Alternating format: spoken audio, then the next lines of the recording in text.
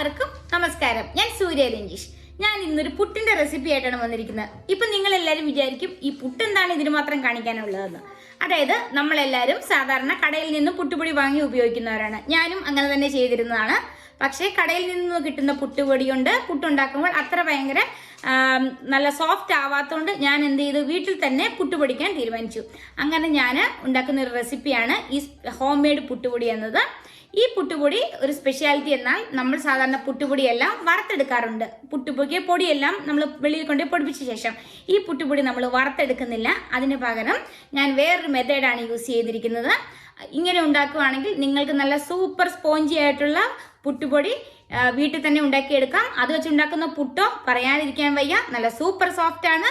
വായിലിട്ടാൽ അലിഞ്ഞു പോവും, ഒരുമാതിരി മഞ്ഞ എന്നൊക്കെ പറയില്ലേ, നമ്മുടെ സ്നോ മാതിരി ഇരിക്കുന്ന രീതിയിലുള്ള പുട്ട് കിട്ടണമെങ്കിൽ ഈ റെസിപ്പി നിങ്ങളൊന്ന് ട്രൈ ചെയ്ത് നോക്കുക. അതായത് ഈ പുട്ടുപൊടിയുടെ റെസിപ്പി ഇത് വെച്ചിട്ടുണ്ടാക്കുന്ന പുട്ട് സൂപ്പർ ടേസ്റ്റുമാണ്. അതായത് വേറെ മായമൊന്നും ചേർക്കുന്നില്ല, നമ്മൾ വീട്ടിൽ തന്നെ പച്ചരിയിൽ ഉണ്ടാക്കിയെടുക്കുന്നതാണ്. അപ്പോൾ നമുക്ക് നോക്കാം ഇതെങ്ങനെയാണ് ഈ പുട്ടുപൊടിയും അത് വെച്ചിട്ട് നല്ല സൂപ്പർ സോഫ്റ്റ് ആയിട്ടുള്ള പുട്ടും ഉണ്ടാക്കിയെടുക്കുന്നതെന്ന്. ആദ്യം തന്നെ പുട്ടുപൊടി ഉണ്ടാക്കാൻ വേണ്ടി ഞാനിവിടെ ഒരു 3 കപ്പ് നമ്മളുടെ പച്ചരി, അതായത് റോ റൈസ് എടുത്ത് നന്നായിട്ട് കഴുകി വൃത്തിയാക്കി ഒരു ഇങ്ങനത്തെ ഒരു ഹോൾസ് ഉള്ളൊരു പാത്രത്തിൽ ഫിൽറ്റർ ചെയ്യാൻ വേണ്ടി വെച്ചിട്ടുണ്ടായിരുന്നു. വെള്ളമെല്ലാം ഇപ്പം നന്നായിട്ട് പോയിട്ടുണ്ട്. നമ്മളിങ്ങനെ ഫിൽറ്റർ ചെയ്തൊരു 10 മിനിറ്റ് വയ്ക്കും. അപ്പോൾ ആ വെള്ളമെല്ലാം നന്നായിട്ട് ഇറങ്ങിപ്പോയിക്കോളും. ഇനി നമുക്കിതിനെ പൊടിച്ചെടുക്കാം. അടുത്തതായി ഞാനൊരു മിക്സിയുടെ ജാർ ഇവിടെ എടുത്ത് വെച്ചിട്ടുണ്ട്. ഈ ജാറിലേക്ക് ഞാൻ കുറച്ച് നമ്മളുടെ അരി ഇട്ട് കൊടുക്കുകയാണ്. ഞാൻ ഇതിൽ നിന്നും ഒരു 2 തവി അരി ആദ്യം 2 അല്ലെങ്കിൽ 2.5 നിങ്ങളുടെ മിക്സിയുടെ ജാറിൻ്റെ ഇതനുസരിച്ച് ഇട്ട് കൊടുക്കുക. അതിനുശേഷം നമുക്കിത് അടച്ച ശേഷം ഇതിനെ നമുക്കൊന്ന് പൊടിച്ചെടുക്കാം. ഇതാ ഇപ്പം നമ്മുടെ പുട്ടിൻ്റെ പൗഡർ നന്നായിട്ട് ഞാൻ പൊടിച്ചെടുത്തിട്ടുണ്ട്. ഇതിൽ കുറച്ച് തരിയൊക്കെ ഉണ്ടാവും. അപ്പം നമുക്ക് എപ്പോഴും പുട്ടിനൊരു ഫൈൻ ആയിട്ടുള്ള പൗഡർ അല്ല വേണ്ടത്.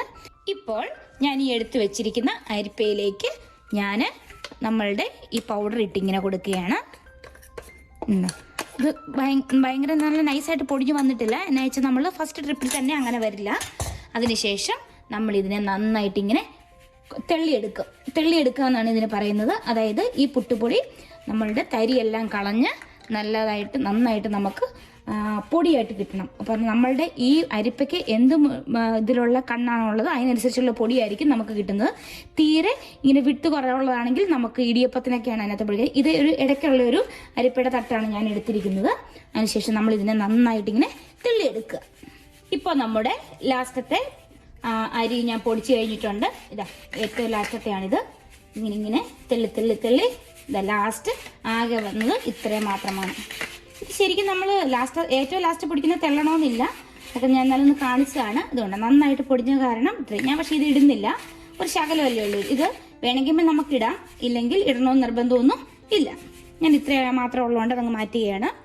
ഇപ്പോൾ നമ്മുടെ പുട്ടുപൊടിക്കുള്ള അരിയെല്ലാം ഞാനിവിടെ പൊടിച്ചെടുത്തിട്ടുണ്ട്. ഇനി നമ്മൾ സാധാരണ ചെയ്യുന്ന എന്താ, പുട്ടുപൊടിക്ക് ഇതൊന്ന് വറുത്തെടുക്കണം. പക്ഷേ വറുത്തെടുക്കുക എന്ന് പറയുമ്പോൾ നമ്മൾ അവിടെ മെനക്കെട്ട് നിന്നത് ഇളക്കി ഒട്ടും കരിഞ്ഞു പോകാതെ വറുത്തെടുക്കണം. പക്ഷെ ഞാനിവിടെ കാണിക്കാൻ പോകുന്നത് നമുക്ക് പുട്ടുപൊടി വറക്കാണ്ട് തന്നെ നല്ല സോഫ്റ്റ് ആയിട്ട് എങ്ങനെ പുട്ടുണ്ടാക്കാം എന്നാണ് ഇവിടെ കാണിച്ചു തരാൻ പോകുന്നത്. അടുത്തതായിട്ട് ഞാനിതിവിടെ ഒരു അകത്തേക്ക് കുഴിവുള്ളൊരു പാത്രം എടുത്ത് വെച്ചിട്ടുണ്ട്. ഞാൻ അതിലേക്ക് നമ്മളുടെ ഇങ്ങനത്തെ ഒരു വെള്ളത്തുണി, നമ്മുടെ സാധാരണ ഏതെങ്കിലും ഒരു നല്ല അലക്കി വൃത്തിയാക്കിയ ഒരു തുണി ഇതിനകത്തേക്ക് ഇങ്ങനെ വെച്ച് കൊടുക്കുക. ഇങ്ങനെ വെച്ച് കൊടുത്ത ശേഷം ഞാൻ ഈ ഹോൾസിലേക്ക് ഇതിനെ ഒന്നിങ്ങനെ ഇറക്കി വെച്ച് കൊടുക്കുകയാണ്. അതിനുശേഷം നമ്മൾ ഈ പൊടിച്ച് വെച്ചിരിക്കുന്ന ഈ അരിപ്പൊടി ഉണ്ടല്ലോ, ഇത് ഞാൻ ഇതിനകത്തേക്ക് ഇട്ട് കൊടുക്കുകയാണ്. ഇതിങ്ങനെ വെച്ച് കൊടുക്കുന്നത് ഇത് പുറത്തേക്ക് ചാടിപ്പോകാതിരിക്കാൻ വേണ്ടിയാണ് ഇങ്ങനെ ഒരു കുഴിവെള്ള പാത്രം ഞാൻ വെച്ചത്. അതിനുശേഷം ഇത് നന്നായിട്ട് നമ്മളുടെ പൊടിയെല്ലാം കൂടെ ഇതിലേക്ക് ഞാൻ ഇട്ട് കൊടുക്കുന്നു. അതിനുശേഷം ഞാൻ ഈ തുണിയെ ഇങ്ങനെയൊന്ന് എല്ലാം കൂടെ കൂട്ടിയെടുക്കാൻ പോവുകയാണ്. അതായത് നമ്മളൊരു കിഴി മാതിരി ഞാൻ ഈ തുണി വെച്ച് ഇങ്ങനെ കൂട്ടിയെടുക്കുന്നു. ഈ ഒരു പരുവത്തിൽ കിട്ടും. അതിനുശേഷം ഞാൻ ഇതിനെ മുകളിൽ നിന്ന് ഇങ്ങനെ ഒന്ന് കെട്ടിക്കൊടുത്ത് ഇതിനൊരു കിഴി പരുവത്തിൽ ആക്കുന്നു. അടുത്തതായി ഞാനൊരു ഇഡലി പാത്രം വെച്ചിട്ടുണ്ടായിരുന്നു. നമ്മുടെ എല്ലാവരുടെയും വീട്ടിലുള്ളതാണല്ലോ ഇഡലി പാത്രം. അപ്പോൾ അതിലേക്ക് കുറച്ച് വെള്ളവും വെച്ചിട്ടുണ്ട്. നമ്മൾ സാധാരണ ഇഡലിയൊക്കെ പുഴുങ്ങുന്നത് എങ്ങനെ അതേപോലെ. അതിനുശേഷം നമുക്ക് ഇഡലി പാത്രത്തിലൂടെ അപ്പമൊക്കെ ഉണ്ടാക്കാൻ കിട്ടും, നമ്മുടെ വട്ടയപ്പമൊക്കെ ഉണ്ടാക്കാൻ കിട്ടുന്ന അല്ലെങ്കിൽ സ്റ്റീം ചെയ്യാൻ കിട്ടുന്ന സ്റ്റീമർ ഉണ്ടല്ലോ, അതിങ്ങനെ വെച്ച് കൊടുക്കുന്നു. ഇപ്പം അതില്ലെങ്കിൽ നിങ്ങൾക്ക് ജസ്റ്റ് നമ്മുടെ നോർമൽ ഇഡലി തട്ടാണെങ്കിലും വെച്ചാൽ മതിയാവും. അതിനുശേഷം നമ്മൾ ഈ എടുത്തു വെച്ചിരിക്കുന്ന കിഴിയെ ഞാൻ ഇതിനകത്തേക്ക് ഇറക്കി വെച്ച് കൊടുക്കുന്നു. അതിനുശേഷം ഇത് അടച്ചതിന് ശേഷം നമ്മളൊരു മീഡിയം ഫ്ലെയിമിലിട്ട് ഒരു 10-12 മിനിറ്റ് ഇതൊന്ന് വേകണം. അപ്പം വെള്ളമൊന്നും അതിൽ കയറരുത്, അതിനാവശ്യമുള്ള വെള്ളം മാത്രമേ ഒഴിക്കാവുള്ളൂ. ശേഷം ഒരു 10-12 മിനിറ്റോളം ഇതിങ്ങനെ ഇരുന്ന് വേവിക്കണം. ഇപ്പോൾ ഒരു 12 മിനിറ്റ് ആയിട്ടുണ്ട്. ഞാൻ ഫ്ലെയിം ഓഫ് ചെയ്യുകയാണ്. അതിനുശേഷം ഇത് നമുക്കൊന്ന് തുറക്കാം. നല്ല ആവിയെല്ലാം വന്നിരിപ്പുണ്ട്. അതിനുശേഷം നമുക്കിതിനെ വേറൊരു പാത്രത്തിലോട്ട് എടുത്തു മാറ്റാം. ഇപ്പോൾ നമ്മളുടെ ഈ കിഴി ഞാനൊന്ന് ഓപ്പൺ ചെയ്ത് വെക്കുകയാണ്. നല്ല ചൂടാണ്. ഈ ചൂട് പെട്ടെന്ന് പോകാൻ വേണ്ടിയാണ് നമ്മൾ ഈ കിഴി ഇങ്ങനെ അഴിച്ചു വെക്കുന്നത്. ഇപ്പോൾ കണ്ടോ, നമ്മളുടെ മാവെല്ലാം ഒരു കട്ട പോലെ ഇങ്ങനെ ഇരിപ്പുണ്ട്. ഇത് ഓർത്തൊന്നും പേടിക്കണ്ട. ഇത് നമ്മൾ ജസ്റ്റ് ഒരു ഫോർക്ക് വെച്ച് ഇങ്ങനെ ഒന്ന് ഇളക്കി വിടുക.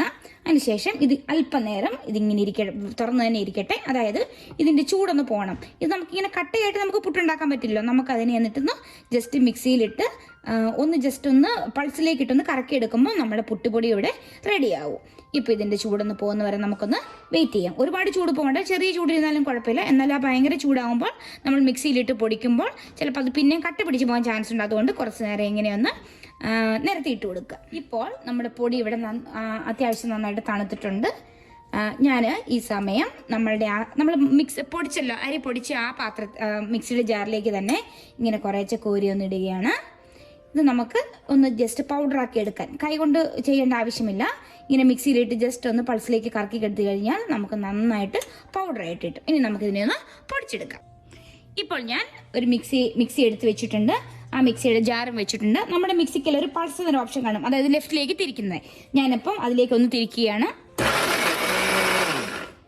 അതിനുശേഷം ഒന്നും കൂടെ തിരിക്കുകയാണ്. ഇപ്പോൾ നമ്മളുടെ പുട്ടുപൊടി ഇവിടെ റെഡി ആയിട്ടുണ്ട്. ഞാൻ നിങ്ങളെ ഒന്ന് കാണിച്ചു തരാം. നല്ല സൂപ്പർ സോഫ്റ്റ് ആയിട്ടുള്ള ഒരു പുട്ടുപൊടിയാണ് നമുക്കിവിടെ കിട്ടിയിട്ടുള്ളത്. ഇതുകൊണ്ടോ, എടുക്കുമ്പോൾ തന്നെ അറിയാം, നല്ല പഞ്ഞിക്കെട്ട് പോലെ ഇരിക്കും. അതായത് ഒട്ടും വെയിറ്റ് ഇല്ലാതെ വെയിറ്റ്ലെസ് ആയിട്ടുള്ള ഒരു പുട്ടുപൊടിയാണ് നമുക്കിവിടെ കിട്ടുന്നത്. ഇതുപോലെ തന്നെ നമുക്ക് ബാക്കിയുള്ള പുട്ടുപൊടി ഒന്ന് റെഡിയാക്കി എടുക്കാം.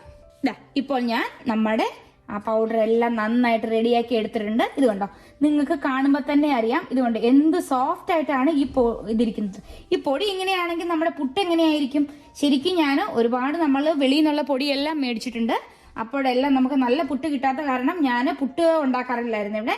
അപ്പോഴാണ് ഈ ഒരു മെത്തേഡ് വെച്ച് ചെയ്തപ്പോൾ നല്ല സൂപ്പറായിട്ട് നമുക്ക് നല്ല അടിപൊളി പൂ പോലെയുള്ള, നമ്മൾ അപ്പം എന്നൊക്കെ പറയില്ല, അതുപോലെ പൂ പോലെ നല്ല ഡാൻസ് കളിക്കുന്ന പുട്ട് നമുക്ക് ഉണ്ടാക്കിയെടുക്കാം.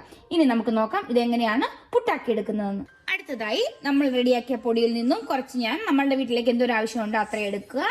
അതിനുശേഷം അതിലേക്ക് ആവശ്യമായ ഉപ്പ് നമ്മൾ ഇട്ട് കൊടുക്കുക. ഞാൻ പുട്ടുപൊടിക്ക് ആവശ്യമായ ഉപ്പ് ഇങ്ങനെ ഇട്ട് കൊടുക്കുന്നു. അതിനുശേഷം ഇത് കൈവച്ചൊന്ന് ഇളക്കി കൊടുക്കുക. അതായത് പൊടിയും ആ ഉപ്പും കൂടെ എല്ലായിടത്തും ഒരേപോലെ എത്താൻ വേണ്ടിയാണ് ഒന്ന് ഇളക്കി കൊടുക്കുന്നത്. അതിനുശേഷം നമ്മൾ ഇതിലേക്ക്, ഇതാണ് നമ്മളൊരു ടേണിംഗ് പോയിന്റ് എന്ന് പറയുന്നത്. നമ്മൾ സാധാരണ പുട്ടൊക്കെ നനച്ചിട്ട് കുറച്ച് ഒരു 10 മിനിറ്റ് ഒക്കെ റെസ്റ്റ് ചെയ്യാൻ വെക്കാറുണ്ട്. അതിൻ്റെ ഒന്നും ആവശ്യം വരില്ല. ഇതുകൊണ്ട് നല്ല ശരിക്കും നമ്മൾ മഞ്ഞ് വാരി എറിയുന്ന ഒരു പ്രതീതിയാണ് ഇതിങ്ങനെ. ഇതുണ്ടോ, നല്ല സോഫ്റ്റ് ആയിട്ടാണ് ഇരിക്കുന്നത്. ഞാൻ ഇതിലേക്ക് കുറേശ്ശെ വെള്ളം ഇങ്ങനെ ഒഴിച്ചു കൊടുക്കുകയാണ്. ഇങ്ങനെ ഒഴിച്ച ശേഷം നമ്മളിങ്ങനെ നന്നായിട്ട് ഇളക്കി കൊടുക്കുക. സാധാരണ പുട്ട് എങ്ങനെയാണ് കുഴയ്ക്കുന്നത് അതുപോലെ ഇങ്ങനെ ഇളക്കി കൊടുക്കുക. ഇപ്പോൾ ഞാൻ നമ്മളുടെ പൊടി നന്നായിട്ട് കുഴച്ചെടുത്തിട്ടുണ്ട്. ഇതുകൊണ്ട് ഒട്ടും കട്ട പിടിച്ചിട്ടൊന്നുമില്ല, വളരെ ഈസി ആയിട്ട് നമുക്കിങ്ങനെ കുഴച്ചെടുക്കാം. അടുത്തതായി നമുക്ക് പുട്ടുണ്ടാക്കാൻ വേണ്ടി ഞാനിവിടെ ചിരട്ടപ്പുട്ടിന്റെ മോൾഡാണ് എടുത്തിരിക്കുന്നത്. അതിലേക്ക് ഞാൻ കുറച്ച് തേങ്ങ ഇങ്ങനെ ഫില്ല് ചെയ്ത് കൊടുക്കുകയാണ്. തേങ്ങയൊക്കെ എന്തോരം ചേർക്കുന്നോ അത്രയും നല്ല ടേസ്റ്റ് ആയിരിക്കും നമ്മുടെ പുട്ടിന്. തേങ്ങ ഇങ്ങനെ ഇട്ട് കൊടുത്തു. അതിനുശേഷം നമ്മൾ റെഡിയാക്കി വെച്ചിരിക്കുന്ന പൗഡർ ഇതിലേക്ക് ഒരു ലെയറായിട്ട് ഇട്ട് കൊടുക്കുകയാണ്. ആദ്യം ഒരു ലെയർ നമ്മളുടെ പുട്ടുപൊടി ഇട്ട് കൊടുക്കുന്നു. അതിനുശേഷം പുട്ടൊക്കെ ഉണ്ടാക്കുന്ന എല്ലാവർക്കും അറിയാവുന്നതാണല്ലോ. അതിൻ്റെ മുകളിൽ പിന്നെ നമ്മൾ തേങ്ങ ഇടുന്നു. അതിനുശേഷം പിന്നെ നമ്മൾ പുട്ടുപൊടി ഫില്ല് ചെയ്യുന്നു. ഇത് ഓവറായിട്ട് ഫില്ല് ചെയ്യരുത്, അത് മാത്രം ശ്രദ്ധിക്കുക. അതിനുശേഷം അതിനകത്തേക്ക് കുറച്ചും കൂടെ നമ്മളുടെ തേങ്ങയും ഇട്ട് കൊടുക്കുന്നു. ഇതിനുശേഷം നമ്മളിത് ക്ലോസ് ചെയ്യുന്നു.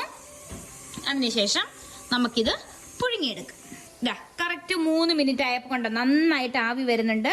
നമുക്ക് നല്ല തേങ്ങയുടെയും ഒക്കെ നല്ലൊരു മണവും കിട്ടുന്നുണ്ട്. ഞാനിപ്പം നമ്മളുടെ പുട്ട് ഇതിൽ നിന്നും എടുക്കുകയാണ്. നമ്മുടെ അടിപൊളി പുട്ട് ഇവിടെ റെഡി ആയിട്ടുണ്ട്. നല്ല സൂപ്പർ സോഫ്റ്റ് ആയിട്ടുള്ള, ഇത് കണ്ടോ നല്ല സ്ക്വിഷി ആയിട്ട് വരുന്നുണ്ട്. നല്ല സൂപ്പർ സോഫ്റ്റ് ആയിട്ടുള്ള പുട്ടുപൊടി ആയതുകൊണ്ടാണ് നമുക്ക് ഇതുപോലെ എടുക്കാൻ പറ്റുന്നത്.